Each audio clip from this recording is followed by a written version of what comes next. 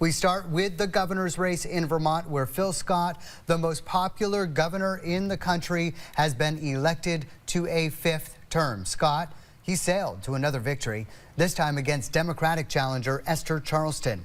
Right now, with 88% of the vote in, Phil Scott has 73% to Charleston's 22%. It was an unconventional race, with the governor really spending more time campaigning against the Democratic supermajority in the state.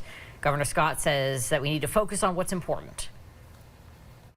Focus on the needs of all working families, small business owners, and communities, large and small. I'm sure it comes as no surprise to all of you that making Vermont more affordable will be our top priority. It has been an honor to really travel Vermont and really see and hear the concerns of the people. And so I thank you all for that. I also want to congratulate Phil Scott on running and winning. Want to give him his props when they're due. Our Ike McDavid has spent the night at the governor's party in Montpelier. Ike, what's the word? Hey, Darren and Kat, high energy all night at the Governor Scott watch party. High energy due to the fact that there were Republicans winning and flipping seats in the House and Senate at the watch party. And high energy because Governor Phil Scott winning his 5th term in office as governor. In his speech, he thanked his opponent for stepping up to run and the challenges that come with that, and also pointed out that Charleston has a deep passion and shares that with Scott for the state of Vermont. But in his speech, it was exactly what he campaigned on. His goals of making Vermont more affordable while asking Vermonters to vote in more moderate lawmakers, people that he can work with when he comes to the table and at the State House behind me, and talking about how he can drop political party to have the best interest of Vermonters when they move forward at the State House. Scott's speech was a victory lap, but also a message of hope with a political reset at the State House. Darren and Kat.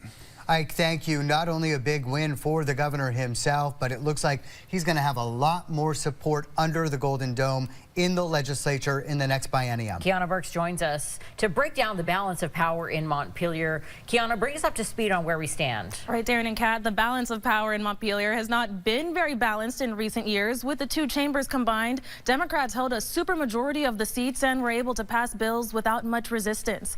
This is a representation of the 30 seats in the Vermont Senate. Blue for Democrats, red for Republicans. Right now, Democrats have won or are winning 16 seats, and Republicans are ahead in 13. If this holds, that would be a gain of 6 seats for the GOP and would break that supermajority Governor Scott campaigned against. Now, here's the latest on the Vermont House. These numbers are still coming in, but right now Republicans already have 52 seats. That is 15 more than they held in the last biennium. And again, that would deprive Democrats of the supermajority that they held in the last 2 years. Kat and Darren. Kiana, thank you.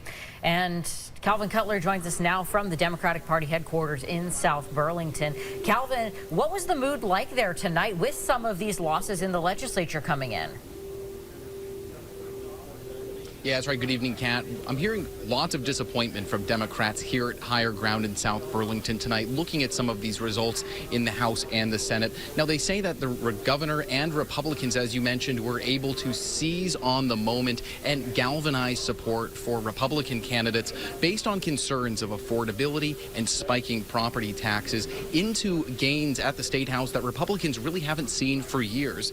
Now, Democrats and their progressive allies still hold a majority in the State House, but their influence has been diminished, and they'll have to negotiate and work with Republicans and Governor Phil Scott on big issues that are coming down the pike, like housing, flooding, property tax reform, and others. Now, Republicans, though, are telling me that they see that this groundswell of affordability sends a message to state lawmakers that Vermonters just want more balance in Montpelier, and that Democrats should engage with Governor Phil Scott. But also, one of the big questions going forward is what exactly this will mean for leadership at the State House, and especially in key committees as well. Certainly lots of big issues for both Democratic, progressive, and Republican lawmakers for the next biennium. Kat, Darren.